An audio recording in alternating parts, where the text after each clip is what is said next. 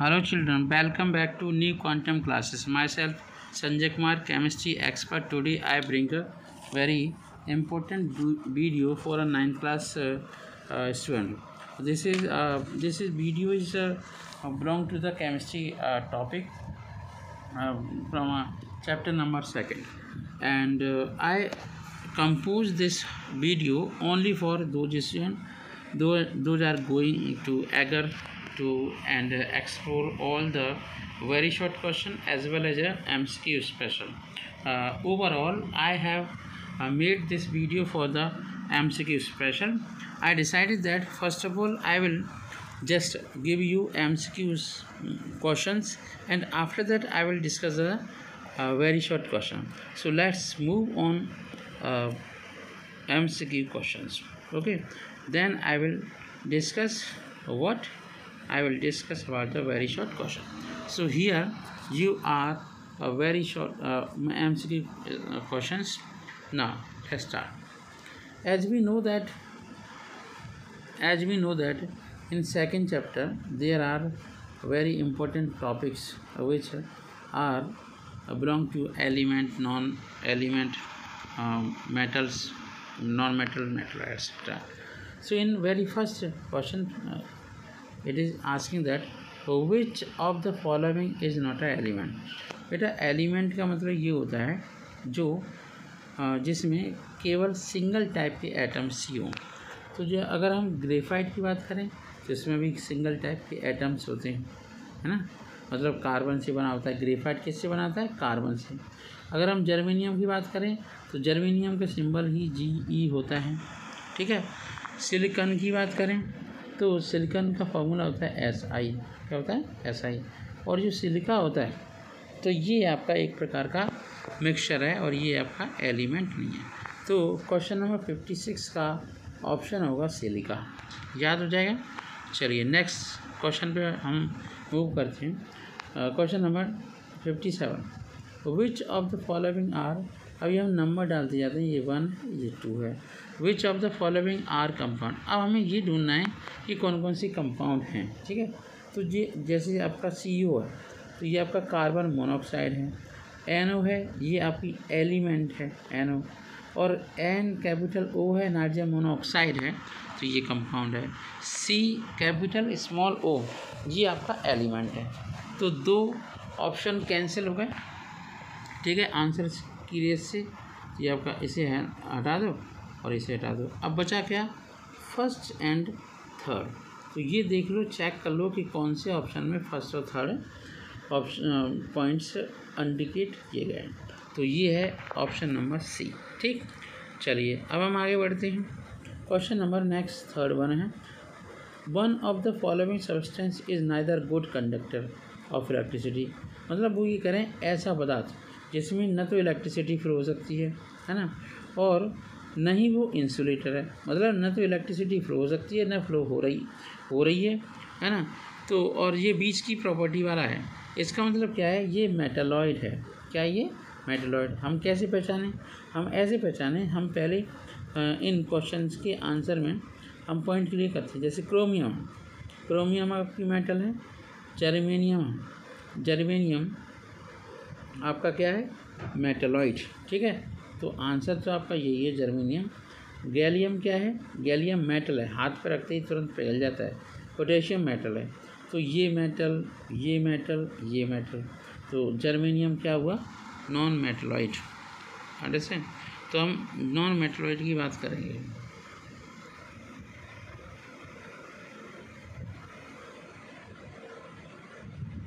चलिए यहाँ पर वो कह रहे हैं कि इसमें से जो कौन सा मिक्सचर नहीं है. तो केरोसिन है, ये आपका मिक्सचर है. केरोसिन ऑयल एक मिक्सचर है. एयर भी मिक्सचर है. एल्कोहल कंपाउंड है. एल्कोहल क्या है? कंपाउंड. पेट्रोलियम मिक्सचर है. तो A और B और C आर मिक्सचर. तो रिमेनिंग क्या बचा? Sorry, A B D are mixture. तो रिमेनिंग क्या बचा? C. और ये आपका एल्कोहल है. अब एल्कोहल में क्या होता है? जैसे आपका मिथाइल एल्कोहल है, पता नहीं कौन सा एल्कोहल है, और जैसे आपका CH3CH2OH है, तो ये आपका मिथाइल है, ये इथाइल एल्कोहल है। अब ये देख लो दोनों कंपाउंड है, कंपाउंड में नंबर ऑफ एटम्स और मॉलिक्यूल का जो रेशियो होता है वो हमेशा फिक्स होता है, कोई ज़्यादा अंतर नहीं होता है, ठीक है। अच्छा, अब हम बात करते हैं नेक्स्ट पॉइंट की। नेक्स्ट पॉइंट में क्या है, आगे बढ़ते हैं। हाँ, नेक्स्ट पॉइंट में देखते हैं, the element which is not a common between the compound are compound baking soda and soda ash. पहले ये तो समझ लो कि सोडा एस का फॉर्मूला क्या है। तो सोडा एस का फॉर्मूला है Na2CO3। समझ में आ गई बात। तो इसमें कौन कौन सी एलिमेंट हैं, Na है, कार्बन है, ऑक्सीजन है। बात समझ ना। चलिए अब हम बात करते हैं दूसरे कंपाउंड की जिसे हम कहते हैं बेकिंग सोडा। तो बेकिंग सोडा का फॉर्मूला होता है NaHCO3। समझ रहे हैं आप। इसमें सोडियम भी हो गया, हाइड्रोजन भी हो गया, कार्बन भी हो, ऑक्सीजन भी हो। ऊपर वाले में हाइड्रोजन नहीं है। तो हाइड्रोजन एक ऐसा एलिमेंट है जो दोनों कंपाउंड में कॉमन नहीं है, इसलिए इस क्वेश्चन का आंसर है बी, हाइड्रोजन। Understand that. अब हम आगे बढ़ते हैं। Is malleability and ductility best describe of metal? Yes, malleability ductility केवल मेटल के द्वारा ही एक्सप्लेन हो सकती है और कोई ऑप्शन नहीं है। Question number 62, which one of the following is not a malleable? कौन सा वाला मैलिएबल नहीं है? कौन सा मैलिएबल नहीं है? मेटलॉइड नहीं है। अब मेटलॉइड नहीं होने का मतलब क्या हुआ? कौन से मेटलॉइड हैं? तो बोरॉन मेटलॉइड है, समझ में आ रही बात। गैलियम मेटल है, ये आपका मेटल है, ठीक है। ये आपका मेटलॉइड है, जर्मेनियम। और सिलिकॉन भी आपका मेटलॉइड है। तो हम ये देखते हैं कि दोनों में से और कौन से, which of the following is not a metalloid, ठीक है। तो gallium is not a metalloid. Gallium का सिंबल होता है capital G small a। Understand. चलिए नेक्स्ट पॉइंट देखते हैं। Question number 63, the elements which normally exist in a liquid state are. अब देखो, दो एलिमेंट मैंने बताए हैं जो हमेशा लिक्विड स्टेट में पाए जाते हैं, उन्हें कहते हैं ब्रोमीन एंड मरकरी। ब्रोमीन का फॉर्मूला, ब्रोमीन का जो सिंबल होता है Br2 और Hg आपको दिख रहा है। इतनी बात समझ में कि Br2 और Hg लिक्विड स्टेट में होते हैं। अंडरस्टैंड। चलिए आगे बढ़ते हैं। When a mixture of iron powder and sulphur, एक आयरन का पाउडर ले लिया और सल्फर का पाउडर ले लिया, is heated strongly to form a iron sulphide. Iron sulphide आपने बना दिया, मतलब जब आयरन है ना सल्फर के साथ रिएक्शन करेगा तो बनेगा FeS। क्या बनेगा? FeS, iron sulphide. अब पढ़ते हैं कि वो क्या कहना चाह रहे हैं। तो वो ये कह रहे हैं कि to form a sulphur dioxide energy release होगी। क्या एनर्जी रिलीज होगी, है ना? क्या एब्जॉर्ब्ड होगी? First absorb then release, neither absorbed nor release. लेकिन यहाँ पर तो केमिकल रिएक्शन हो रही है, यहाँ पर केमिकल रिएक्शन हो रही है, ठीक है। तो केमिकल रिएक्शन होने के केस में ये बात आपको समझनी पड़ेगी कि इसमें अंतर क्या है। मतलब ये है कि इसका हमें आंसर अच्छे से समझना पड़ेगा। तो यहाँ पर एक केमिकल रिएक्शन है जिसमें दिखाया गया है कि when a mixture of iron powder means Fe react with sulphur and become a FeS, ferrous sulphide बन जाता है। तो इसमें रिएक्शन कैसी हो रही है? एनर्जी रिलीज होती है। क्या होता है? तो ये इसमें एनर्जी रिलीज होती है, ये आपका एक्सोथर्मिक रिएक्शन है। क्या होती है? एनर्जी रिलीज, एक्सोथर्मिक रिएक्शन है। अब हम नेक्स्ट क्वेश्चन को देखते हैं। क्वेश्चन नंबर नेक्स्ट है, द प्रॉपर्टी और properties which enable copper metal to be used for making electric wire. मतलब कॉपर की ऐसी प्रॉपर्टी जो मेटल वायर में कन्वर्ट करने की कंडीशन में पहुंचाती है या फिर मेटल वायर बन जाते हैं। तो ये तो केवल डक्टिलिटी हो गई, ठीक है। प्रॉपर्टी और properties which copper metal to use for making electric wire, okay. तो इलेक्ट्रिक वायर तो तब बनेंगे जब हमें प्रॉपर्टी मालूम होगी। हाँ ठीक है, तो इलेक्ट्रिक वायर डक्टिलिटी की वजह से होगा। तो copper metal is a sonorous and excellent conductor.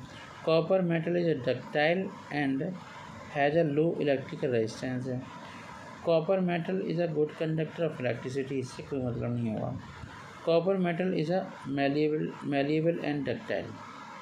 Malleability और डक्टाइल की वजह से कॉपर मेटल से क्या बनेगा आपका, copper metal is ductile has a low electrical resistance, electrical resistance कम है। हाँ यही पॉइंट ज़्यादा सही है।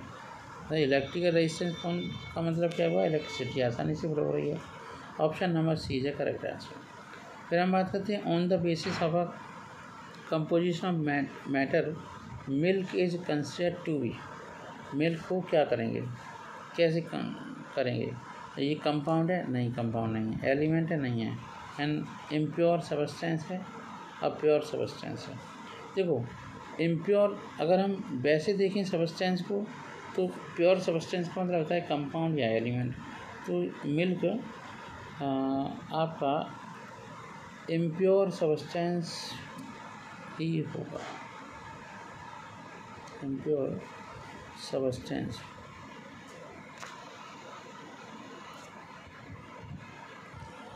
सो simply we can say that ये प्योर सब्सटेंस तो है नहीं, है ना, ये प्योर सब्सटेंस नहीं है, तो ये कैंसिल, ये कैंसिल, ये cancel. Option number B is correct answer. चलिए तो कह रहे हैं which of the following statement are true for pure substance. Pure substance के लिए ट्रू क्या होगा, देख लेते हैं प्योर सब्सटेंस के लिए क्या क्या ट्रू है। जितने भी प्योर सब्सटेंस होते हैं या तो एलिमेंट हो गया, कंपाउंड हो गया। तो pure substance contain only one kind of particle, ये बात बिल्कुल सही है। प्योर सब्सटेंस में भी कंपाउंड और मिक्सचर नहीं, कंपाउंड ही होते, मिक्सचर नहीं होते। प्योर सब्सटेंस है सेम कंपोजिशन थ्रू आउट। तो मतलब फर्स्ट और थर्ड तो बिल्कुल सही है, फर्स्ट और थर्ड बिल्कुल सही है। वो कह रहे हैं कि pure substance can be exemplified by all element and other than nickel. Other than nickel क्या होगा, अदर देन निकल। तो फर्स्ट और थर्ड है ना, ये ज़्यादा सही है, फर्स्ट और थर्ड। तो ऑप्शन नंबर ये होना चाहिए। ठीक, चलिए आगे बढ़ते हैं। यहाँ पर एक रिएक्शन हो रही है, दो पदार्थ हैं और उसकी रिएक्शन हो रही है। जैसे मान लीजिए एक्स एक पदार्थ है, एक वाई है, प्रोडक्ट बन रहा है। तो वो ये कहना चाह रहे हैं कि X Y can not be broken down, उन्हें तोड़ा नहीं सकते इनटू सिंपल सब्सटेंस। तो ये एलिमेंट ही तो होंगे। तो पहले ये देखो कि एक्स और वाई क्या हैं, एलिमेंट। चलो ठीक है, थर्ड पॉइंट ये परफेक्ट है, एक्स वाई एलिमेंट है। चलो एक बात क्लियर हो गई। दूसरा पी क्या है, प्रोडक्ट है। पी क्या है, P has a fix composition, बिल्कुल सही बात, पी का कंपोजिशन सही है। तो थर्ड और फोर्थ सही है, और पी कंपाउंड है। तो फर्स्ट थर्ड और फोर्थ पॉइंट सही है। देख लो फर्स्ट थर्ड फोर्थ कहाँ है, डी में है। तो ये आपका आंसर हो गया। ठीक है, इसके बाद question number 70, which of the following does not have a fixed melting point और boiling point. Fix melting point boiling point किसका नहीं होता, जो मिक्सचर होता है। गोल्ड का फिक्स मेल्टिंग पॉइंट होगा, एथेनॉल का बॉइलिंग पॉइंट फिक्स होगा, ऑक्सीजन का भी है ना melting point boiling point fix होगा, एयर का नहीं होगा। तो एयर इज आंसर। बच्चों आज के लिए मैं आपको छोटी छोटी वीडियो दूंगा जिससे आप आसानी से तैयार कर सकें, और आज के लिए इतना ही काफ़ी। कल मैं एक और वीडियो बना दूंगा जो आपकी एग्जामिनेशन के लिए हेल्पफुल होगा। तो मैं कम से कम 50 वीडियोस बनाने वाला हूँ। ठीक है, और 50 क्वेश्चन तो आपको मिलेंगे। Thank you so much, have a nice day, best of luck for your future examination.